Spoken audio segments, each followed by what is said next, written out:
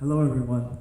Today I'm here to talk about how I lived life as an introvert. Now you might be wondering, how can I possibly be an introvert and still be giving speech like this in front of so many people? You're absolutely right. I shouldn't be here. I'm not supposed to. In fact, I'm faking like an extrovert right now, talking in a louder voice and making a lot more gestures than I usually do. I'm not like this. An introvert like me should be hiding from the crowd, constantly nervous that I might start a conversation with someone I don't know well, and staying hungry because I'm too reluctant to order foods on my own. Playing games in one corner of my room with headsets on so I'm completely cut off from the outside world.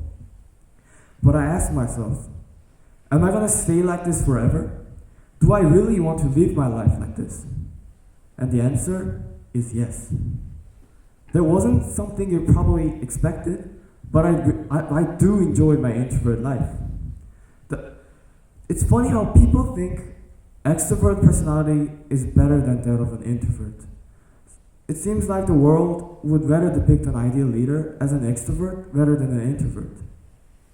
So while people think being an introvert has only disadvantages, but I say discriminating introvert is a grave mistake we're making. According to higherability.org, while introverts are a minority group in our society, they form the majority of the gifted people. More than 75% of the people who have IQ 160 or above are introverted. Albert Einstein, Rosa Parks, Bill Gates, Steven Spielberg, Sir Isaac Newton, Eleanor Roosevelt, Mark Zuckerberg, Larry Page, Al Gore, Marissa Mayer, Abraham Lincoln, J.K. Rowling, Warren Buffett, Mahatma Gandhi, Hillary Clinton, Michael Jordan. These are a list of names I got from Inc.com who were and is considered an introvert. From renowned scientists, politicians, basketball players, businessmen, and master of nonviolent resistance, the list goes on and on. Although outnumbered, being an introvert should not be thought as a disability, but an ability. An amazing ability to be a very good observer and seek enlightenment through introspection, like how Aristotle once said, "Knowing yourself is the beginning of all wisdom." What I want to tell you is this.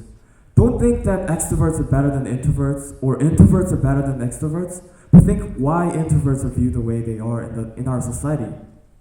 We deny to ourselves that we don't discriminate introverts against extroverts, that we view both of them equally without prejudices. But if that's true, why are there still people like me who are living a fake extrovert life? Today, I want to break everyone's prejudice about introverts. I'll go through the common myth that people have about introverts. See how many you can relate to. First of all, people think that introverts don't have any friends.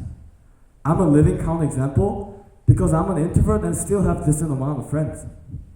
But different from extroverts, we introverts consider quality over quantity when making friends. This means that we often have few friends, but they are all someone who can truly understand me and someone I can lean on anytime. Second myth, introverts don't like people. We introverts enjoy having time to ourselves, but that doesn't mean that we don't like hanging out with our friends. Researchers estimate extroverts make up 50 to 74% of the population. If I'm wrong, the other 50 to 36% will be staying at home right this moment. But are they? We also do go to parties, amusement parks, and other public places. But we just don't like to spend all of our time in those places and as often as in extroverts. We just need some time on our own to recharge too. Third myth, introverts are sadder than extroverts. I believe saying someone is sadder than other is a very subjective point of view. Someone can think that one is living a happier life than other based on their social behavior or facial expression, but that sad guy might be living a happy life too. No one is safe from subjectivity. We all at some point get affected by the mass media, society, family, tradition, etc. So the rubric you use to judge whether or not someone is living a happy life or not is actually the goal you set yourself to live an ideal life, which means that it isn't necessarily applicable to others.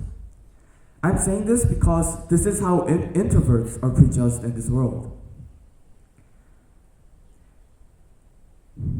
We are not sad when we spend our time by ourselves. In fact, we choose to be alone. It's the difference in the source of entertainment that is preventing people from understanding each other. Extroverts are happy when they're out partying, but we introverts enjoy the solitude. I'm an introvert, and I'm very happy and satisfied with my life just as much as other extroverts. We do spend more time alone, but please understand, being alone and lonely is a different thing. Okay, our last myth for the day, introverts are shy. Being shy and being an introvert is a completely different thing. If a person is shy, they avoid social interaction because they fear others' negative judgment. But if a person is an introvert, they avoid social interaction because they prefer being alone. That's a complete difference. Being an introvert and shyness actually has no direct correlation between. So we learned a lot about introverts. Where should we go with this? I suggest you grab your introvert friend and start telling them you understand them much better now. And make sure you leave them alone because you understand them, right? The world is in a rapid change. Technology is developing faster than ever. This is changing how many people live, including the lives of introverts. Take this as an advantage. For example, share with the world what you have learned today in the vast region of internet. That we might have been killing talented introverts, muffling their opinions with our loud voice, suppressing their actions with our consentless leadership, and most importantly, misunderstanding them with our vision tainted with prejudices. Also, when you're going to invite your introvert friend to a party, use our technologies such as social networking service instead of asking them directly. And remember, after you invite, assure them they don't have to come. We introverts, like most of you, like to be invited after all. Please change the way you look at introverts. Thank you.